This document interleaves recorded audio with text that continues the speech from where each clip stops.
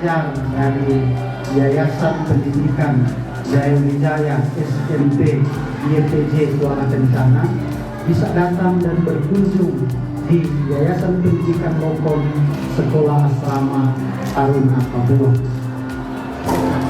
Tentu kami keluarga besar Yayasan Pendidikan Lokon Sekolah Asrama Taruna Papua mengapresiasi akan kedatangan kunjungan dari anak-anak dan juga para pembina SMP YPJ Kuala Kencana. Satu hal yang menarik bahwa tema kedatangan yakni belajar mengolah lingkungan. Benar tidak? Nah, itu berarti akan mengembangkan kemampuan ekologis. Bagaimana kita merasa bahwa bukan kita sendiri saja ciptaan dari Tuhan, bahwa kita terkait dengan seluruh dunia, seluruh makhluk ciptaan.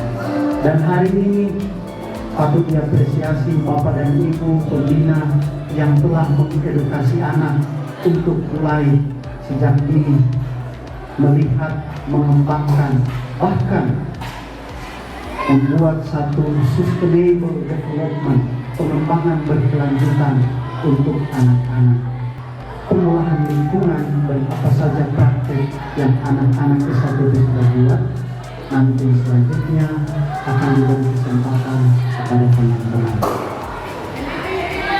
Terima kasih sekali lagi, selamat datang. Semoga enjoy dan lihatlah, inilah kami Yayasan Pendidikan Lokon Sekolah Asrama Taruna Papua. Waktu selanjutnya saya beri kesempatan untuk Ibu Kepala Sekolah memberikan sambutan atau beberapa. Macam tersenyum, senang kan tidak datang di SATB ini? Iya kan? Senang? Juga tuh suara tidak ada ini. Baik, tepuk tangan untuk kalian semua dulu. Lama-lama, awal ini saya Ipan. Good morning, masih sudah tahu ya. Baik, selamat datang, selamat belajar, selamat beraktivitas, selamat melakukan pembelajaran seutuhnya di SATB. Teman-temanmu sudah siap untuk memberikan penjelasan. Bertanyalah sebelum 3 kali SNPP. Nanti sebulan mau tanya nih susah lagi. Minta nomor HP, dia bisa bertanya-tanya.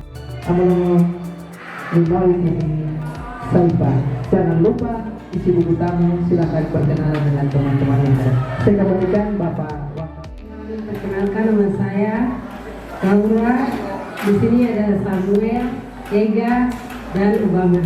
Kami akan menjelaskan tentang apa itu ekoedukasi. Kegiatan ini dibentuk dengan tujuan untuk memberikan edukasi kepada peserta didik dalam bentuk praktik dan kegiatan perilaku ramah lingkungan, memberdayakan guru dan pembina dalam melakukan program edukasi yang ramah lingkungan, menjalankan program edukasi pengolahan sampah secara berlanjut seperti ekoenzim, pupuk kompos, serta taman dan tanaman, dengan berkolaborasi pada unit yang sesuai.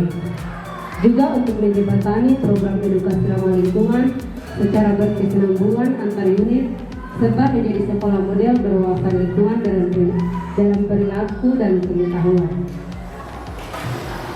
Sisa organik hanya punya umur simpan 1 hari. Setelahnya akan segera membusuk dan menyebabkan aneka masalah. Penyebab busuk dan menjijikan sampah secara umum, lebih dari 50% sisa konsumsi rumah tangga yang dihasilkan adalah sisa organik. Mayoritas masyarakat tidak punya lahan yang cukup untuk mengelola sampah organik. Akan kita bahas ini adalah ekoenzim. Seperti yang kita tahu, ekoenzim adalah cairan sisa bangunan hasil fermentasi selama 90 hari dari sisa buah dan sayuran, gula. Di sini kita menggunakan gula merah atau biasa disebut molase, dan juga ada air. Ini adalah bahan pembuatan ekoenzim. Bisa kita lihat di sini ada 3.000 gram kulit buah dan sayur, 500 gram gula merah, samulase, dan ada juga 10 liter air. Di sini ada beberapa produk turunan ekoenzim. Bisa kita lihat di sini ada sabun pel lantai, sabun laundry, hand soap,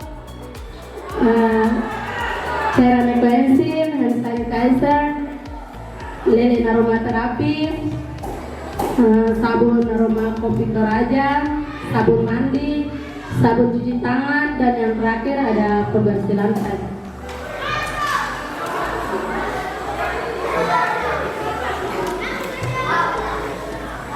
Ini adalah produk-produk turunan ekoenzim.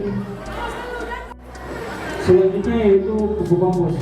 Pupuk kompos adalah salah satu jenis pupuk organik yang dikenal luas oleh masyarakat, khususnya yang aktif pada kegiatan pertanian. Pupuk kompos berasal dari penguraian sampah organik seperti dedaunan. Pupuk kompos sebenarnya bisa terjadi juga secara alami. Selanjutnya itu manfaat pupuk kompos, yaitu menyuburkan tanah, mendaur ulang limbah dapur, memanfaatkan sampah organik, menghindari penggunaan pupuk kimia, menghindari penyakit pada tanaman, dan mengurangi sampah organik di tempat pembuangan sampah. Dan selanjutnya itu pupuk kompos di setengah kali produksi di CDP, yaitu pupuk kompos cair atau POC, pupuk kompos padat, serta pupuk kompos dari campak TD. Mengembangbiakan atau tanaman supaya tetap lestari sehingga dapat memperoleh hasil yang bermanfaat bukan hanya untuk pribadi saja tetapi bagi banyak orang saat ini dan masa yang akan datang. Tanaman mempunyai manfaat. Pertama, menata lingkungan sekitar supaya ramah. Contohnya seperti di lingkungan ATP terbanyak seperti jenis tanaman dan tanah. Yang kedua, menciptakan subsidi yang berwawasan teknologi. Yang ketiga, agar peserta didik memperoleh pengertian secara mendasar dan konseptual dengan kebutuhan hidup.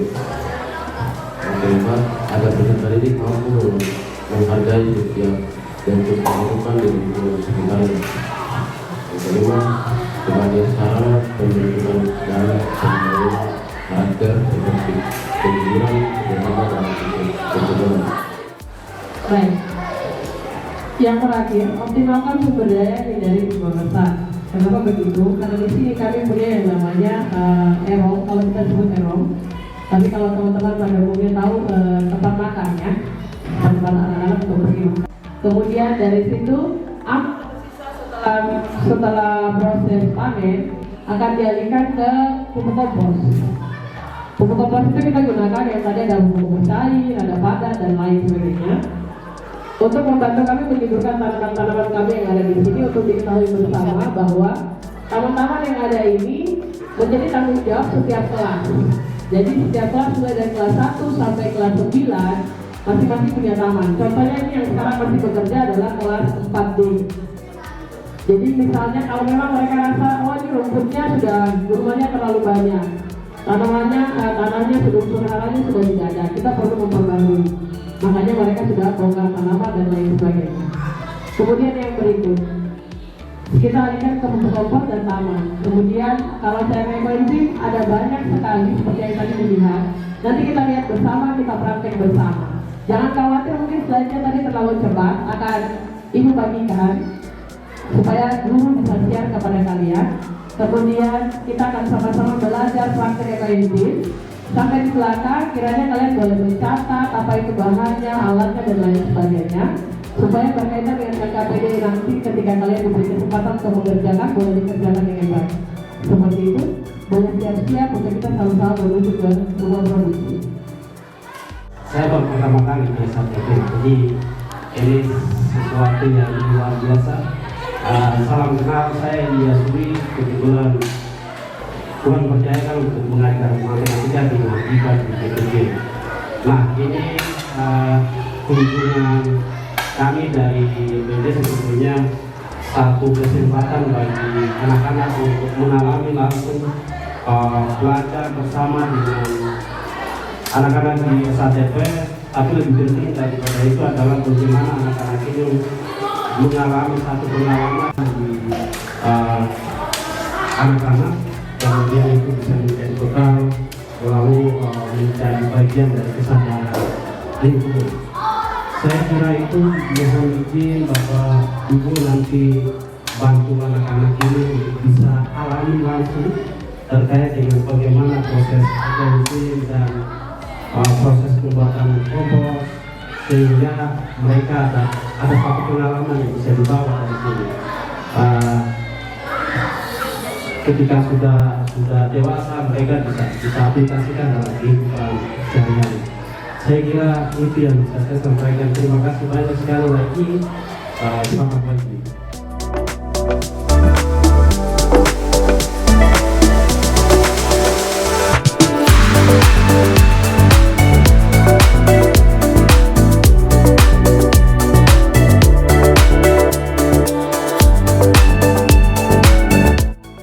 Kakak, kita akan membuat dua hal. Yang pertama kita buat produk cairan ekoenzim murni. Kemudian yang kedua kita buat sabun laundry. Ya, sabun laundry dari ekoenzim. Oke, boleh dicatat ya. Kita buat cairan ekoenzim. Langkah kerja yang pertama, kakak harus siapkan alat dan bahan yang dibutuhkan. Akan sebentar disampaikan. Yang kedua, potong-potong kecil-kecil buah dan sayuran, kulit buah dan sayuran. Yang ketiga, timbang potongan kulit buah dan sayuran. Yang keempat, timbang gula aren atau gula merah. Yang kelima, larutkan gula aren ke dalam ember yang berisi air dan diaduk hingga larut. Kemudian masukkan potongan kulit buah dan sayuran yang telah ditimbang. Yang keenam, aduk sampai rata. Yang ketujuh, tutup rapat ember dengan penutup. Yang kedelapan, berikan label, tanggal pembuatan, nama pembuat, tanggal panen, dan jenis buah atau sayuran, sisa kulit buah dan sayuran.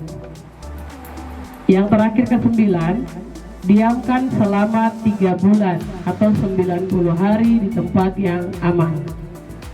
Jadi tidak kena matahari langsung. Oke, mari kita lihat alat dan bahan yang kalian butuhkan untuk buat cairan ekoenzim. Yang pertama ada pisau pemotong, gunting, talenan, timbangan, wadah atau ember yang memiliki tutupan, loyang atau wadah untuk mencuci kulit buah dan sayuran, keranjang atau penyaring. Yang pasti kita butuh kulit buah dan sayuran, gula aren atau gula merah, air, sarung tangan, handscoon, masker, penutup kepala, pengaduk atau sendok, lakban, spidol, dan kertas. Oke, kalau kita buat ekoenzim itu ada rumus ekoenzim 1:3:10, 1:3:10. 1 kg gula merah, 3 kg kulit buah atau sayuran, 10 liter air.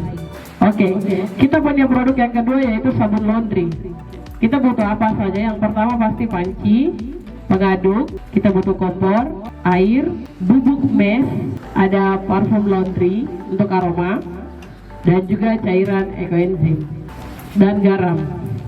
Untuk hari ini kalian mau buat sabun laundry. Yang pertama, siapkan alat dan bahan yang dibutuhkan. Yang kedua, timbang mes yang sesuai yang dibutuhkan. Hari ini kalian buat mesnya 1 kilo. 1 kilo, kemudian rendam mes dengan air sesuai yang dibutuhkan. Ini sudah direndam. Kemudian berikut air 6 liter yang diperlukan hari ini. Air 6 liter, ekoenzimnya 1 liter. Garam kita butuhkan hari ini 200 gram. Kemudian kita gunakan pewangi lavender. Oke, baik, kita mulai praktek. Jadi buku-bukunya, alat tulis boleh disimpan dulu.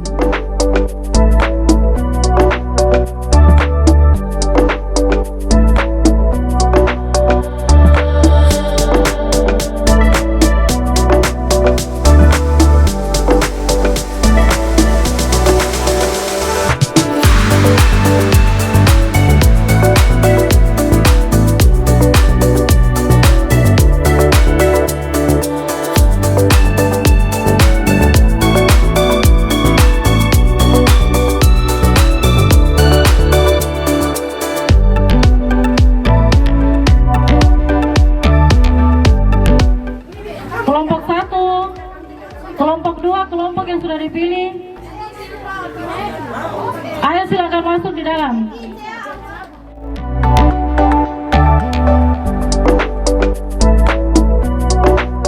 Harum tau, sudah harum. Bisa kasih teman-teman di depan. Jadi bahan dasar dari deterjen ini ada mes. Terus setelah mes tuh dicampur air, direbus. Direbusnya pakai api sedang aja. Setelah itu dicampur garam biar mengental. Baru setelah mengental dicampur sama ekoenzim. Ekoenzimnya tuh 1 liter. Setelah campur ekoenzim, pewangi lavender atau terserah wangi apa. Terus sudah diaduk sampai hasilnya begini. Oke, baik, sudah semuanya. Oke, sudah siap kerja LKS?